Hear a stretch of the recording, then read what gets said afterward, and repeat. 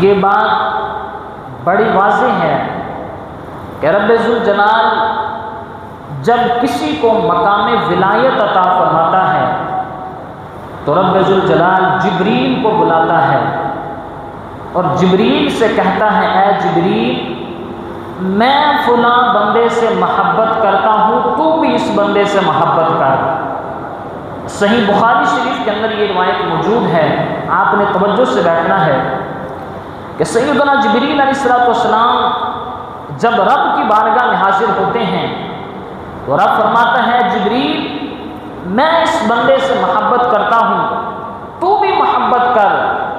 تو جب جبریل کو رب ذوالجلال فرماتا ہے، ساتھ ہی رب فرماتا ہے جبریل تو اکیلے نے محبت نہیں کرنی بلکہ ساتوں آسمانوں میں اور عرش پر بھی یہ اعلان کر دے کہ رب ذوالجلال فلاں بندے سے محبت کرتا ہے، فرشتوں تم بھی اسے محبت کرو۔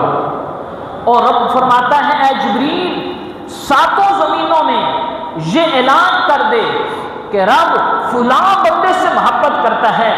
تو جبریل ساتوں آسمانوں میں ساتوں زمینوں میں یہ اعلان کروا دیتے ہیں کہ اے مخلوق سنو، فلاں جو بندہ ہے رب بھی اس سے محبت کرتا ہے، میں بھی اس سے محبت کرتا ہوں، یہ ساتوں آسمانوں کے فرشتے بھی اس سے محبت کرتے ہیں۔ تو پھر صدیاں گزر جاتی ہیں، کسی کو کہنا نہیں پڑتا کہ ان کے عرس پر آؤ، کسی کو پیغام نہیں بھیجنا پڑتا کہ ان کا عرس ہے، اے لوگوں ان کے عرس پر چلو، بلکہ اللہ نے ان کی محبت دلوں میں اتنی پیدا کر دی ہوتی ہے کہ صدیاں گزر جاتی ہیں پھر بھی ان کی محبت لوگوں کے سینوں میں اجاگر نظر آ رہی ہوتی ہے۔ اس کی ایک مثال میں آپ کو سمجھاتا ہوں۔ بر صغیر کے اندر ہزاروں بادشاہ آئے ہیں، بڑے بڑے بادشاہ گزرے ہیں، ان کے پاس لشکر تھا، فوج تھی، ہر چیز تھی، لیکن آج کسی کا نام لینے والا کوئی نظر نہیں آتا۔ آپ اگر راوی کے ایک پار دیکھیں تو آپ کو جہانگیر کا مقبرہ نظر آئے گا۔ جہانگیر اکبر بادشاہ کا بیٹا تھا اور بڑا نیک بادشاہ تھا، اور حضرت مجدد پاک نے اس کی تربیت کی ہوئی تھی، لیکن یقین جانیں دن چلے جائیں یا رات کو چلے جائیں، آپ کو جہانگیر کے مزار پر، اس کی قبر پر درندے تو نظر آئیں گے، پرندے نظر آئیں گے، لیکن کوئی فاتحہ پڑھنے والا نظر نہیں آئے گا۔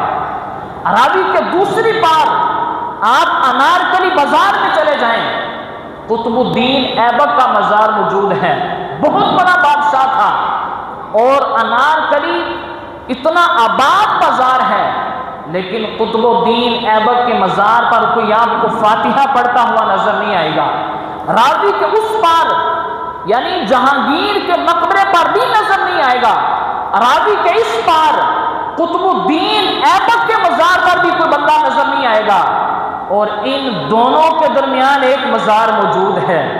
آپ دن جائیں، رات جائیں، دوپہر کو جائیں، شام کو جائیں، بارش میں جائیں، اندھیری رات ہو، طوفان ہو، جو مرضی ہو، وہاں آپ کو قرآن کی بھی آواز آئے گی، محمد کے فرمان کی بھی آواز آئے گی۔ یہ وجہ کیا ہے؟ وہ مزار کس کا ہے؟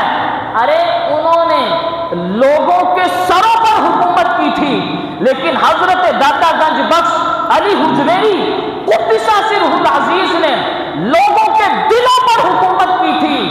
ہزاروں سال، سینکڑوں سال گزر چکے ہیں، ان کے نام لینے والا کوئی نظر نہیں آتا، لیکن داتا صاحب کے دیوانے ہر گلی ہر محلے میں نظر آ رہے ہیں۔ یہ کیا وجہ ہے؟ یہ وجہ یہ ہے کہ انہوں نے اپنی زندگیاں دین کے ساتھ وابستہ کی تھی، انہوں نے اپنی زندگیاں دین کو دی تھی، اور رب ذوالجلال نے پھر ان کی محبت لوگوں کے دلوں میں پیدا فرما دی ہے۔